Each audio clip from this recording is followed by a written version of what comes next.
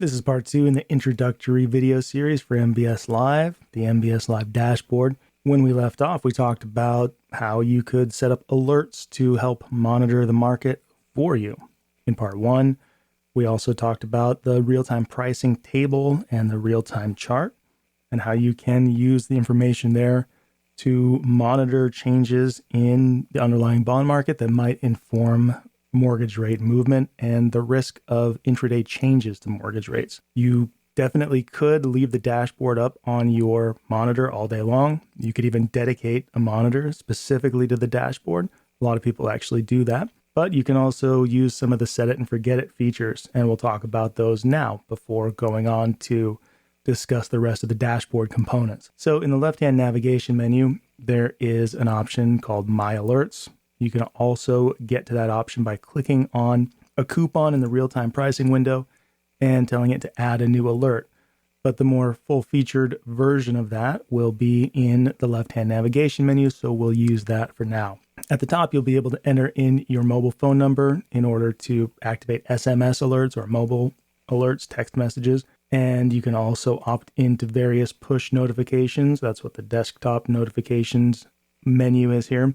Below that is a list of all of the types of alerts and updates that we put out and your opportunity to see examples of those and opt in to get the ones you want. So I'll talk about them real quick. An instant reprice alert is mainly going to alert you to danger. They are red at the top if you click the example, and that is generally going to speak to some level of risk that a lender could reprice for the worse.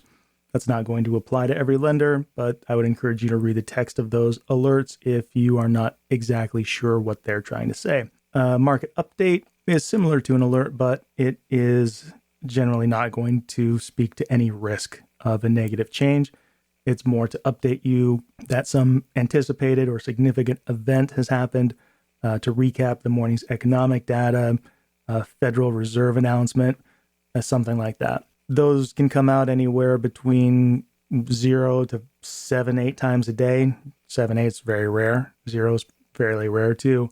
But usually, 1 to 3 times a day, depending on the day. MBS Live Huddle is a little bit more difficult to describe succinctly, but suffice it to say, if there was only one thing on the site you could subscribe to and digest, the Huddle would be it, because it distills all of the day's relevant events in a succinct format in one place, and it rounds it out with video commentary that I do every day and sends it automatically to your email. It also updates in real time on the dashboard. I'll show you exactly how that works in a later video.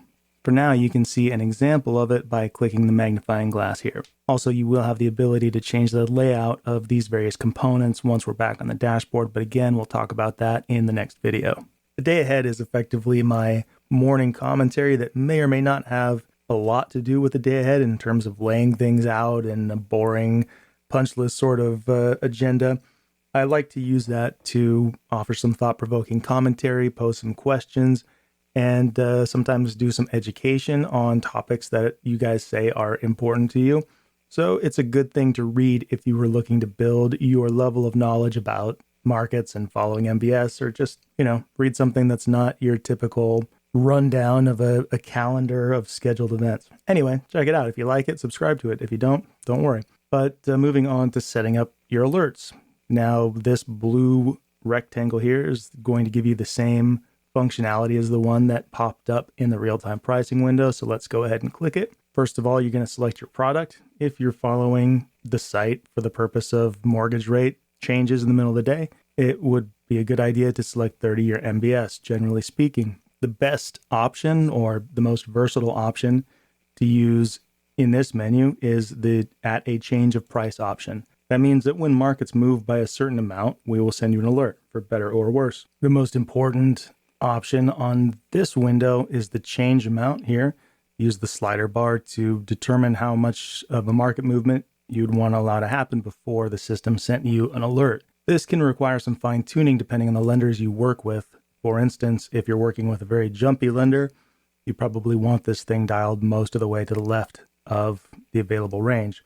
And we have the intervals set accordingly, so you're not really going to need to go very far for the more conservative lenders either. For instance, just moving it to this location would give you 3/8 of a point of movement in price, which for almost any lender is going to connote some negative reprice risk. So if you're working with a lender that almost never reprices for the worst, try 3/8 of a point.